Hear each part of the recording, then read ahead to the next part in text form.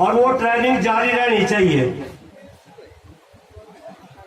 और उसी ट्रेनिंग का ट्रेन होने के बाद ये आंदोलन का जो रुख बैठा है मेरे सामने, तो निश्चित तौर पर इस तरह के ट्रेन आंदोलन होते रहोगे तो विजय तो किसान की होगी।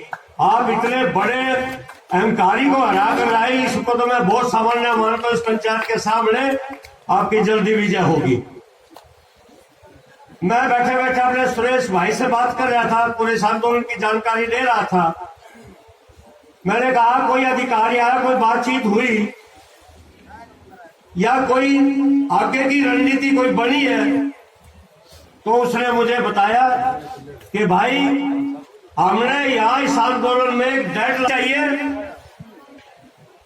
जो भी इस तहसील के अंदर हमारे 2 खाप के उसमें शामिल गांव है, उनके मुआवजा दे दो।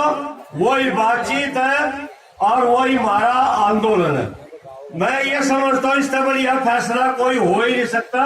और मेरे भी पूरे 40 साल के जीवन में जो इस तरह की आप प्रतिज्ञा करके बैठे हो, मैं उससे सहमत हूं। भाई ठीक है, कौन सी वार्ता, कौन सी चीज गलती यहाँ के अधिकारियों ने करी कि यहाँ नुकसान इतना हुआ, ट्रैक्टर चला करके फसल को खत्म करना पड़ा, क्विंटल भी उससे कपास नहीं मिल पाई।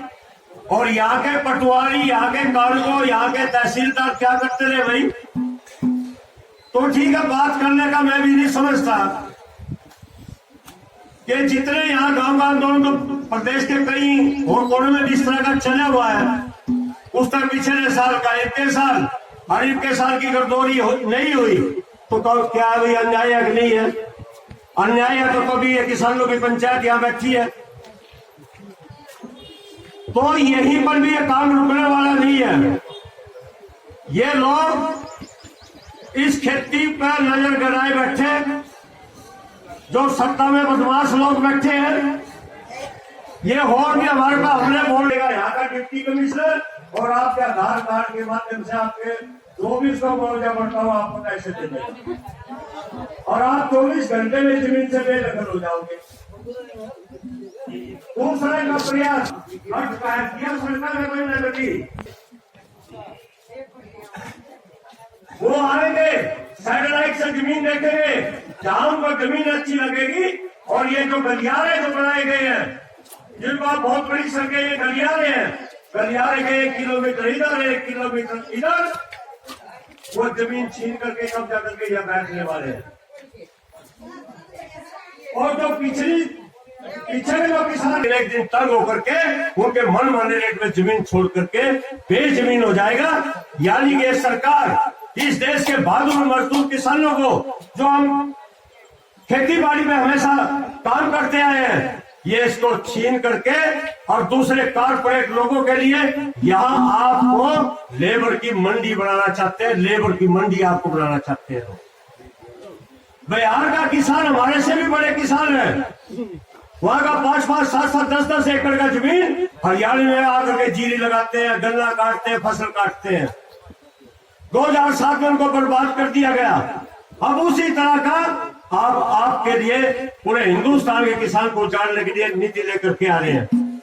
ये दूसरे देश से दूध लेकर के आ रहे हैं, जो यहाँ बड़ी 22 रुपए लीटर आपको बाहर का दूध देंगे।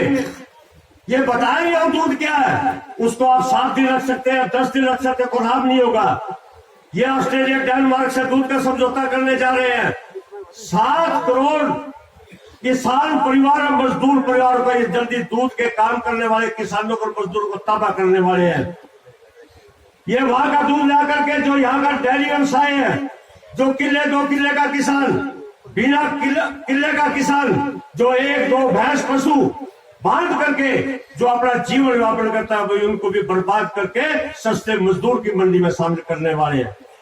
ये लोग रुकने वाले नहीं है, ये बहुत बड़े हमले करने जा रहे हैं। उधर बिजली का बिल है, अगर किसी के घर में 2 से ज्यादा पशु है, 1 से ज्यादा पशु है, तो आपने फैक्ट्री की बिजली का रेट देना पड़ेगा। वहां भी हमला है, जो उद्योग के बिल है, कमर्शियल जो रेट है, वो आपको देने पड़ेंगे। यानी वहां भी आपके ऊपर ये आर्थिक हमला करने वाले हैं। तो चारों तरफ से इनकी नीयत में खोट है। आंदोलन बहुत बड़े लंबे करने हैं, बहुत और मजबूत संघर्ष करने हैं, तब जाकर के इनसे मुक्ति मिलेगी। और आंदोलन के बारे में मुझे आपको समझाने की, कहने की आवश्यकता नहीं है। हाँ, जो इनकी चाल है, जो इनकी कबर चाल है, उसके लिए अवगत कराना हमारा आपको काम है। आप तो आंदोलन के क्षेत्र के भाई हैं सारे, आंदोलन करने में, संघर्ष करने में तो यहाँ का कोई मुकाबला ही नहीं है। उसकी तो मुझे बिल्कुल भी चिंता नहीं है कि आंदोलन की क्या रूपरेखा रहेगी, किस तरह होगा, आज क्या होगा, वो तो आप पहले से तय करके चलते हो।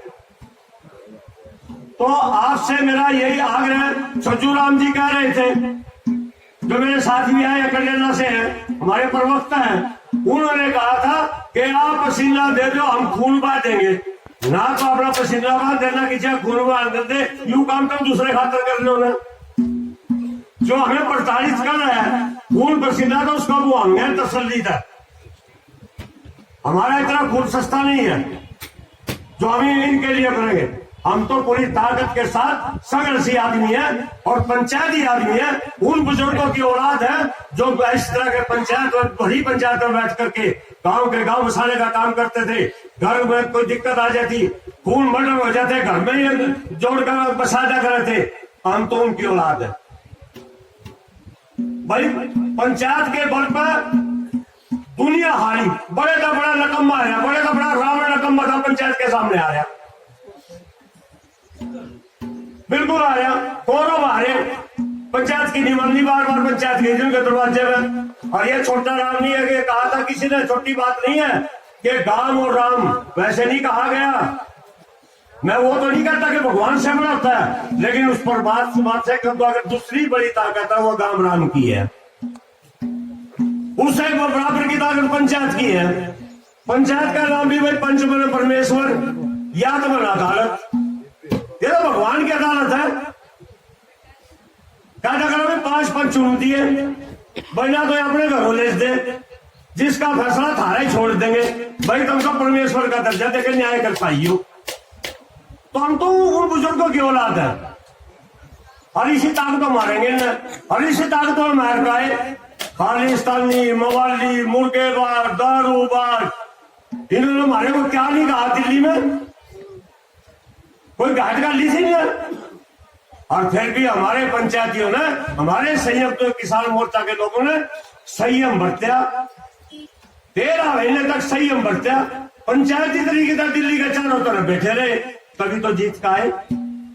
अगर उनके कहने से हम बिगड़ जाते, ये हमको इस तरह की बुद्धि है, नाम ही हमारे रख दिए हैं, हमने जीवी कह दिया, फलाना घाटा फालतू कह दिया। अगर हम थोड़ा सा भी आक्रोश करते तो निश्चित वो चाहते थे कि एक बार ये उखड़ जाए और हम इनका इलाज करें, लेकिन नहीं। जो हमारे बुजुर्गों की जो परंपरा रही है दिल्ली आंदोलन में, आपने उसको कायम रखा तो आप जीत पाए, आगे भी इसी तरीके से जीतेंगे। और इस बड़ी पंचायत में हमें जो जिम्मेवारी जो दी गई है भारतीय किसान यूनियन की, सभी किसान है, सभी संगठन एक है, सभी हमारा लक्ष्य एक है, हमारी मांग एक है, हमारे दुख दर्द एक है। अगर मैं करीब 150 किलोमीटर से चल के आया हूं, उस क्षेत्र में भी यही मांग है। कुछ लोग भेदभाव की बात करें, अरे वो भेद भाई जोर सा तो इस तरह की बात करता है, बस मैं तेरा भी कराया वही लग गया, मेरा भी वही लग गया, बिजली के रेट तो भी वही दे, मैं भी वही दूं, मेरी क्यों भी उसी रेट में लूटा है, तेरी भी उसमें लूटा है, मेरा धान बाजरा उसमें लूटा तो तेरा भी लूटा। तो फिर तू क्या भेदभाव फैला रहा है, क्यों किसी गलत आदमियों की बड़ाई या कर रहे हैं? बड़ाई करो तो इस किसान पंचायत की करो, इसकी ताकत को बढ़ाओ।